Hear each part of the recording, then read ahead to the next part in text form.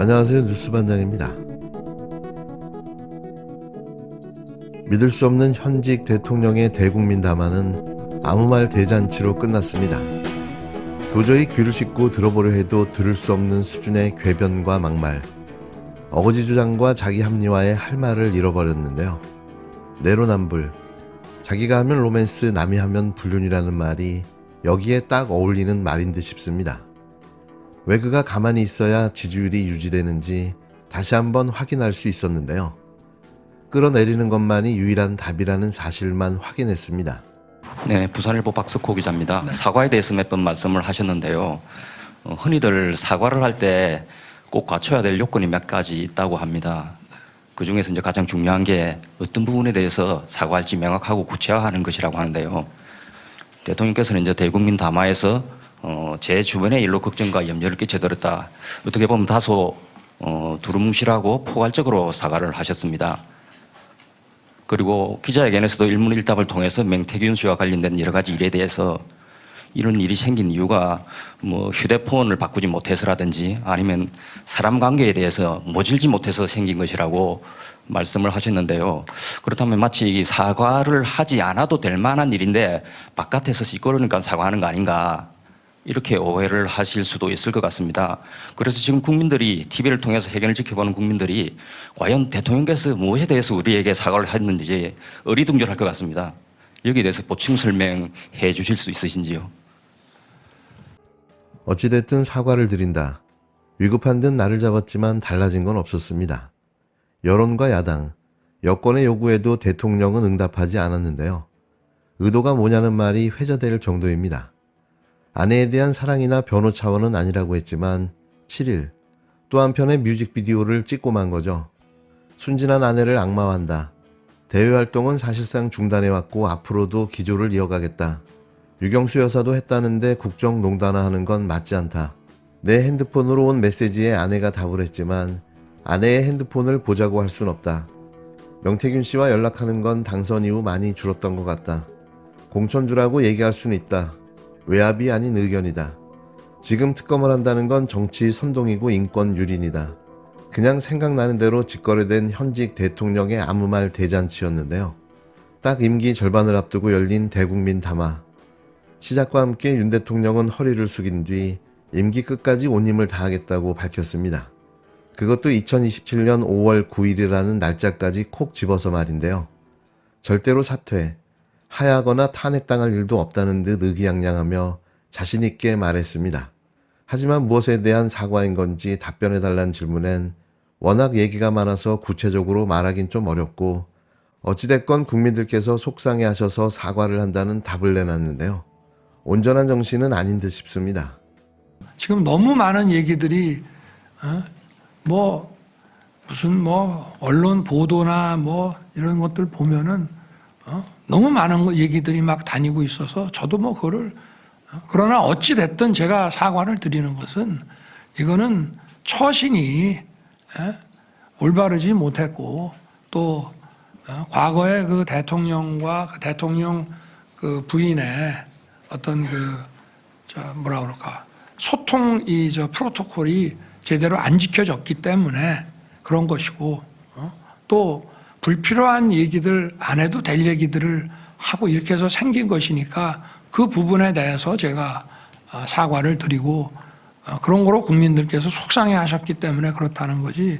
예를 들어서 그럼 무슨 아까 얘기한 뭡니까? 창원 무슨 공단 어쩌고 하는 거를 제가 그러면 사실도 아닌 걸 가지고 거기에 개입을 해서 명태균 씨에게 알려줘서 죄송합니다. 그런 사과를 기대하신다면 그거는 사실과 다른 일이기 때문에 그거는 인정할 수도 없고 그거는 모략입니다. 그런 거는 사과할 수 있는 문제가 아니죠. 다만 저희가 하여튼 어찌 됐든 간에 국민들이 이런 거로 걱정 끼쳐드린 거는 저와 제 아내의 처신과 이런 모든 것에 문제가 있기 때문에 이런 일이 더 안 생기도록 더 조심하겠다는 그런 말씀입니다. 야권은 일제히 맹비난을 퍼부었습니다.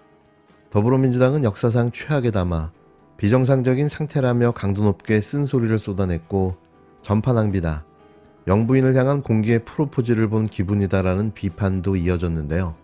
더불어민주당 이재명 대표는 구체적인 언급을 피하면서도 윤 대통령의 담화 내용을 평가절하했습니다. 민주당 지도부는 곧바로 기자회견을 자청한 뒤 신랄한 비판을 쏟아냈는데요. 거짓말과 변명으로 일관된 담화, 역사상 최악의 담화라며 윤 대통령이 정상적인 소통이 불가능한 비정상 상태라고 맹비난을 퍼부었습니다. 윤석열 대통령이 공천에 개입한 적이 없다면서 사람들이 알려주면 그대로 인재영입위원회에 패스했다고 발언한 내용을 언급하며 총선 개입을 자백한 것이라고 주장했는데요. 국힘당 의원들에게도 민심에 따를지 용산 권력과 함께 몰락할 것인지를 이제 결정해야 한다. 의인 10명의 애국을 기대한다며 특검법 수용을 촉구했습니다. 국정마비의 확인사살이었습니다. 현 대통령이 정상국정은커녕 정상사고와 정상소통이 불가능한 비정상 상태임이 확인된 회견이었습니다. 국정농단 비판은 국어를 모르는 국민 탓이고 특검 요구는 헌법을 모르는 야당 탓이고 해법은 부부싸움과 휴대폰 교체라니 보통 사람 기준으로도 지성마비 상태입니다. 공천 추천은 공천 개입이 아니라는 전직 검찰총장의 진술은 이후에 법으로 정리하면 되지만 어제 당선된 미국 대통령 당선자의 정책을 무시한 우크라이나 관련 발언과 세계 각국이 트럼프 당선을 우려했다는 발언은 윤 대통령의 존재와 언행 자체가 이미 국익에 치명적 해라는 것을 극명히 보여주었습니다. 아내와 함께 임기를 마치고 싶어하는 대통령의 현존 그 자체가 매일매일 기하급수로 증가하는 국가 최대 위협입니다. 목적도 내용도 정리 안 된 급조회견을 통해 조중동의 고언도, 여당 대표의 재언도, 당정의 조율도, 대통령실의 정무 보좌 기능도 무용지물임이 확인되었고 대통령을 당선시킨 국민은 대통령에 대한 향후 조치를 놓고 깊은 고민이 불가피해졌습니다.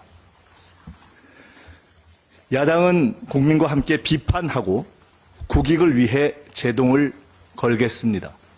근본적 해법은 국민께 맡깁니다. 국회와 광장에서 국민 여러분의 말씀을 듣겠습니다. 한동훈 대표의 시간도 종료 직전입니다. 함께 쓸려갈지 국민 편으로 넘어올지 판단하시길 권합니다. 보수 언론의 충고라도 깊이 새기며 나라와 보수를 살릴 마지막 고비에 의인 10명의 양식과 애국을 기대합니다. 국민 여러분, 대한민국이 뽑았던 대통령은 문제가 뭔지 모르고 말이 안 통하고 무능을 넘어 국익의 최고 걸림돌이 되었습니다. 국민 여러분의 현명한 판단을 부탁드립니다. 다른 야당들도 일제히 비판 성명을 쏟아냈는데요. 조국혁신당은 무엇에 대해 왜 사과하는지가 없었다며 사과를 이렇게 하면 안 된다는 큰 가르침을 줬다고 비꼬았습니다. 다른 야당들도 무성의하고 무책임하며 무대책인 산무 대국민 담화였다. 하나부터 열까지 변명으로 가득한 자리였다. 영부인을 향한 공개 프로포즈를 실시간으로 본 기분이라고 비판했는데요. 민주당은 같은 날 저녁 국회에서 윤 대통령 규탄 대회를 열었고 오는 10일 다른 야당들과 함께 대규모 장외 투쟁을 벌인다는 계획인데요. 차곡차곡 쌓여가고 있는 탄핵 마일리지. 그나저나 이렇게 느려서 언제 탄핵을 시킬까 싶습니다. 끝으로 어제 윤석열 대통령의 대국민 담화로 묻혀버린 중요한 뉴스가 있어서 전해드리려 하는데요. 김준영 조국혁신당 의원은 7일 국회 외교통일위원회에서 김선호 국방부 차관에게 러시아와 전쟁 중인 우크라이나의 한국군 요원 5명이 이미 파병되었다고 말했는데요. 김 의원은 제가 조사한 바로는 이미 나토와 우크라이나에 5명이 군인 신분으로 들어가 있다며 이를 파병으로 규정하는지 여부를 물었습니다. 저도 이 내용을 보고 깜짝 놀랐는데요.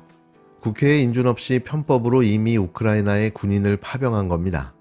트럼프가 미국 대통령으로 당선됐는데요. 아직도 이러고 있는 거죠. 이들은 자신들의 안위를 위해 반드시 전쟁을 일으키려 하고 있는 건데요. 5년짜리 공무원 나부랭이들이 겁이 없습니다. 겁이. 오늘 제 본 질문은 파병에 관한 건데요. 마침 국방부 장관께서 오셨으니까 잘 됐다고 생각합니다. 국방부 장관이 오늘 레바논하고 남수단 파병 연장안을 오셨죠. 예, 그렇습니다. 이유가 뭡니까? 이 파병안은 국회 동의를 받고 외교부 사안과 협력 사안이기 때문에 오셨죠. 예, 그렇습니다. 예, 그런데 지금 이미 제가 조사한 바로는 이미 5명이 나토와 우크라이나에 5명의 군인 신분이 들어가 있습니다. 이거 파병으로 보십니까? 아닙니까? 그건 파병이 아닙니다. 파병이 아닙니까? 예. 그러면 지금 현재 한국군이 해외 파병되어 있는 현황을 아십니까? 몇 개국에 몇 명인지 대강 아십니까? 예, 지금 현재로 나가 있는 건 4개국에 한 아닙니다. 예, 네, 그거는 4개국은 맞습니다. 대부분 그러니까 수백 명이 되는 거고요. 예, 12개국에 998명이 있고요. 지금 말씀하신 4개 지역 외에는 대부분 1명에서 7명입니다. 예, 개인 파병으로 가 있는 겁니다. 예, 근데 지금 국방부 장관께서 계속 개인 파병은 국방부 결정 사항이라고 하는데 이 자체가 계속 위헌 시비가 나고 있는 거 아시죠? 지금 뭐 위헌은 아니라고 저희는 평가하고 있습니다. 왜냐하면 모법이 없습니다. 어떻게 된 게 이 정부는 법률안 가지고 시행령 가지고 법률안을 뒤집는 것도 모자라서 국방부 훈령 따위가 헌법을 뒤집습니까? 그 얘기하고 있는 모법이 뭡니까? 그러니까 국방부 훈령이 적용될 수 있는 모법은 뭡니까? 지금 가장상위법은 헌법이고 예. 헌법을 보강하기 위한 것이 PKO법이고요. 예. 그 PKO법에 구현되어 있지 않는 것들을 지금 훈령에 정해서 하고 있는 것입니다. 예, 2가지만 맞고 마지막 말씀 틀렸고요. 왜냐하면 우리가 지금까지 개인 파병이든 군인을 보내는 모든 방법은 3가지 카테고리밖에 없습니다. 지금 말씀하신 것처럼 PKO하고 그다음에 다국적군하고 그다음에 한미동맹이 협의하여서 가는 겁니다. 우크라이나는 여기 3군데 다 하나도 속하지 않고 있습니다. 그런데 어떻게 훈령을 PKO법을 당겨서 쓰는 것이 어떻게 위헌이 아닙니까?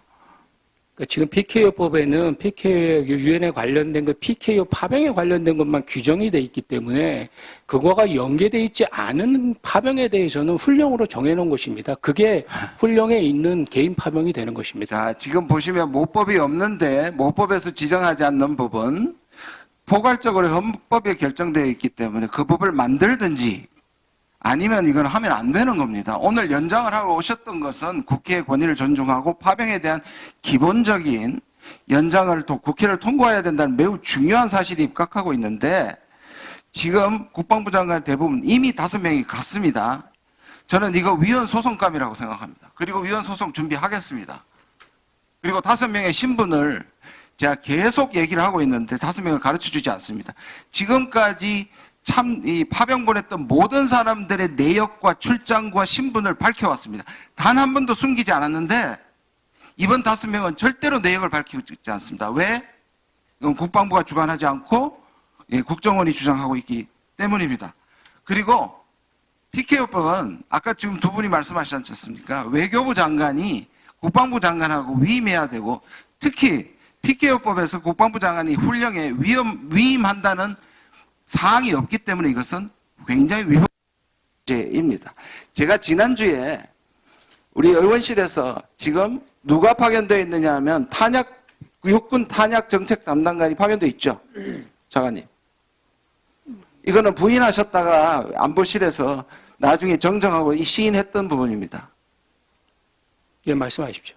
예, 이 5명이 불분명하고요. 왜 지금 우리의 육군 탄약 정책 담당관이 나토에 가 있습니까?